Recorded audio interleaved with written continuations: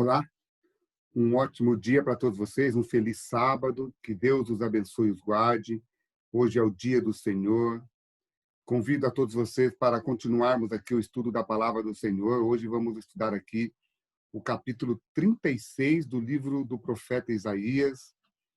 E hoje vamos tirar aqui importantes lições de algumas coisas que andaram acontecendo na vida do rei Ezequias. Antes, eu convido você a pegar a sua Bíblia e abri-la aí no livro de Isaías e também a compartilhar essa mensagem nas suas redes sociais. Vamos a uma oração? Pai, que habita nas alturas dos céus, louvado e exaltado seja o teu santo nome. Muito obrigado, Senhor Deus, por mais um dia de vida, pela semana que passou, por estarmos no teu santo dia. Que o Senhor possa abençoar os teus filhos onde eles estão e que todos possam ser agraciados pela bênção do estudo da tua palavra. Fica conosco, perdoe os nossos pecados, em nome de Jesus. Amém. Bom, o que nós vamos ler aqui no capítulo 36, que agora parece que é um interlúdio. O interlúdio significa intervalo.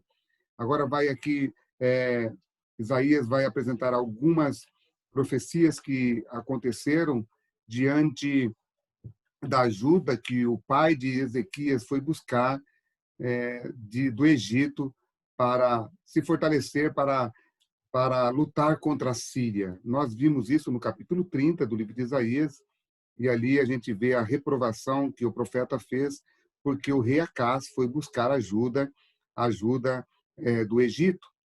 E aqui no capítulo 36 até o capítulo 39, vai ter aqui algumas profecias, mas o que nós vamos ver aqui, queridos, são alguns momentos de crises que aconteceram na vida do rei Ezequias. Bom, com exceção do rei Davi e de Salomão, nenhum outro rei de Judá recebeu tanta atenção e aprovação quanto foi o rei Ezequias. O rei Ezequias, ele foi um homem que a Bíblia vai dizer que por causa da reforma, por causa de tudo que ele fez diante do povo de Deus e diante de Deus, ele fez assim com que o mal pudesse ficar parado um bom tempo. O mal ficou assim paralisado por causa das ações que o rei Ezequias fez. Porque ele fez algumas mudanças na adoração do povo de Israel, que era um povo idólatra naquele momento. O povo de Israel teve um tempo de misericórdia por causa das ações do rei Ezequias. Para vocês terem uma ideia, o rei Ezequias confiou no Senhor Deus de Israel, de maneira que depois dele não houve nenhum outro rei semelhante a ele, querido. Isso está lá no livro de segundo Reis, capítulo 18. Ele começou o seu reinado em 715, e apesar de ser possível que ele tenha governado junto com o pai dele até o ano 729, ele restaurou as instalações do templo e os cultos de adoração, destruiu os ídolos e os lugares altos, as montanhas onde o povo de Israel subia lá para fazer culto pagão, né? Ele destruiu todo aquele lugar. E ele, então, querido, ele fez uma grande reforma. Em toda a obra que começou no serviço de Deus, na casa de Deus, na lei, nos mandamentos de Deus, para buscar o Deus de Israel, de todo o coração ele prosperou. Ele foi um homem que fez grandes mudanças. Depois da queda do Reino do Norte, em 722, Judá teve constantes problemas com a Síria. Ezequias acabou se rebelando-se contra a Síria, no capítulo 18 de 2 Reis, verso 7. E quando Senaqueribe ameaçou alcançar o rei tentou suborná-lo com tributos, queridos. Foi um deslize na fé da parte do rei Ezequias, e Deus não pôde abençoar a sua decisão, aquilo que ele fez. Senaqueribe aceitou os tesouros, mas quebrou também o tratado que ele tinha feito. Nós lemos isso no capítulo 33, no versículo 1. E invadiu Judá em 701 a.C. E o relato do livramento miraculoso do povo por Deus nos é apresentado em Isaías 36 e 37. De modo geral, os estudiosos da Bíblia concordam que a doença de Ezequias, que acontece no capítulo 38, e a recepção insensata dos embaixadores que vem ali da Babilônia, no capítulo 39, aconteceram antes da invasão dos assírios, possivelmente entre o período que o rei Ezequias mandou o tributo a Senaqueribe e quando ele quebrou o tratado. Então, porque esse capítulo agora são não estão tão em ordem cronológica, os capítulos não estão tão em ordem cronológica assim. Agora, o capítulo 37 que nós vamos ver aqui, queridos, vai falar de um momento de crise do rei Ezequias. E vocês já pararam para pensar, queridos, que crises, a gente passa por constantes problemas de crise, né? E essa crise que Ezequias vai passar no capítulo 36 aqui, vai falar da crise da invasão que acontece com o rei Senaqueribe querendo invadir ali Jerusalém. Então, quer a nossa vida, quer a nossa agenda ou a nossa vida permita, quer não, as crises vêm e às vezes parecem que elas se acumulam na vida da gente. Agora, a pergunta é como lidar com essas crises? O que a vida nos traz depende do que ela encontra em nós. Sabia disso? O que a vida nos traz depende muito do que ela encontra em nós. Uma crise não faz a pessoa, apenas mostra do que essa pessoa é feita. Observe bem o que eu vou dizer para vocês. Uma crise não faz uma pessoa, apenas mostra do que esta pessoa é feita. Ezequias enfrentou 3 crises num espaço curto de tempo. Uma crise foi uma crise internacional, quando os soldados assírios, o exército assírio está tentando invadir ali. É o que nós vamos ver no capítulo 36 aqui. Não vou ler todo o capítulo, tá? Você pode ler depois com bastante carinho. O capítulo 36 vai falar aqui do momento em que Rabsaqué é o nome de um comandante dos assírios, do rei assírio, do rei Senaqueribe.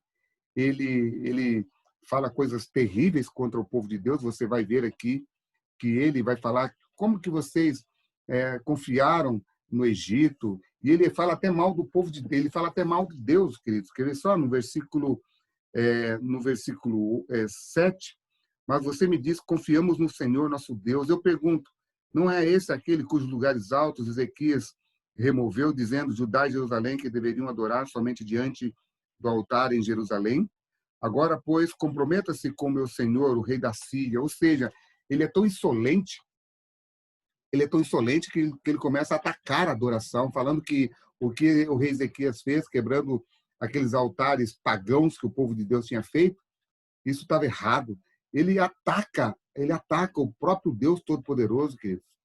Um orgulho tão grande por ser uma nação poderosa, com um exército poderoso, eles acharam que nada poderia abalar as suas estruturas. Foi assim uma ignorância muito grande, né? E então, queridos, o rei Ezequias passa por uma crise que nós vamos chamar de crise da invasão. Este é o título do capítulo 36. A crise da invasão. Então, ele ataca, e Rabsaqué era um comandante de campo. Existem 3 comandantes aqui que aparecem. Tartã vai aparecer, que é um comandante supremo, que comandava tudo. Rabsaris era oficial superior e Rabsaqué era comandante de campo. Essas designações, esses 3 nomes, não eram nomes deles, eram títulos militares que eles tinham. Então, 3 oficiais de Judá saem para falar com esses. Quem são eles? Eliaquim, Sebiná e Joá. Você vai ver esses 3 homens conversando com esses homens. E aí você vai ver, então, que o lugar de encontro onde eles se encontram é um lugar que Isaías ele dá bastante ênfase nesse lugar. Agora, a reprovação que acontece do capítulo 36, do verso 4 até o verso 1, o discurso do comandante de campo é um dos mais insolentes contra Deus, querido, e blasfemos encontrados em toda a Bíblia, que insultou o Deus de Israel. O Deus de Israel você não insulta, querido. Senaqueribe, ele insultou através através desse comandante, ele insultou o Deus de Israel. Ele fala coisas aqui, queridos, que é tão triste. Eu vou ler aqui com vocês o versículo 1, só para vocês terem uma ideia. No 14º ano do reinado de Ezequias, Senaqueribe, rei da Síria, atacou todas as cidades fortificadas de Judá e as conquistou. Ele não consegue conquistar Jerusalém, mas ele ataca todas as cidades que estão ao redor, que eu falei isso para vocês. E aí, Rabsaqué, no verso 4, digam a Ezequias, assim diz o grande rei, o rei da Síria. O rei da Síria, Senaqueribe, parece um deus, queridos.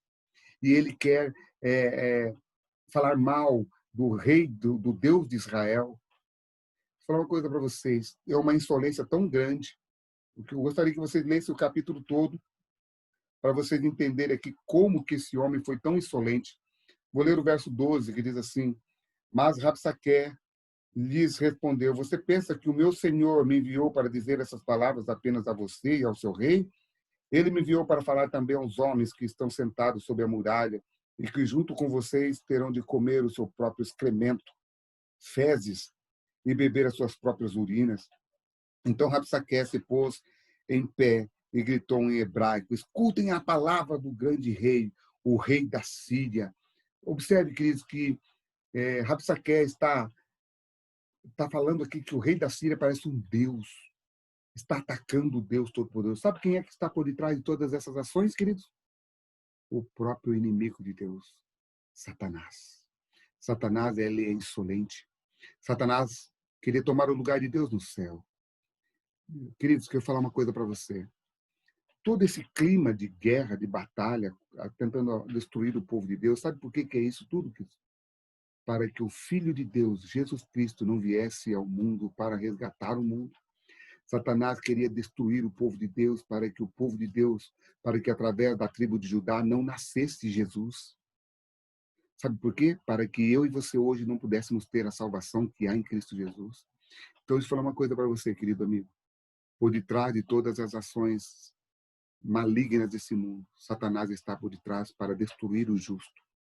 Se você é aquele justo que Deus tem trabalhado, que o Espírito Santo tem trabalhado no seu coração, ouça a voz do Espírito Santo. Do mesmo jeito que por detrás desse exército maligno estava a mão do diabo, diante de todas as ações do mal que está hoje no mundo, tem a mão de Satanás querendo destruir o justo para que você possa perder a sua salvação. Entenda, queridos amigos, as ações malignas que hoje acontecem no mundo, por detrás de tudo isso tem a ação do diabo. Então, não tem outro caminho. Precisamos escolher Jesus como nosso Salvador. Entrega o teu caminho ao Senhor, confia nele e o mais ele fará. Tenha um ótimo dia, que Deus te abençoe. Um feliz sábado para você. Amém.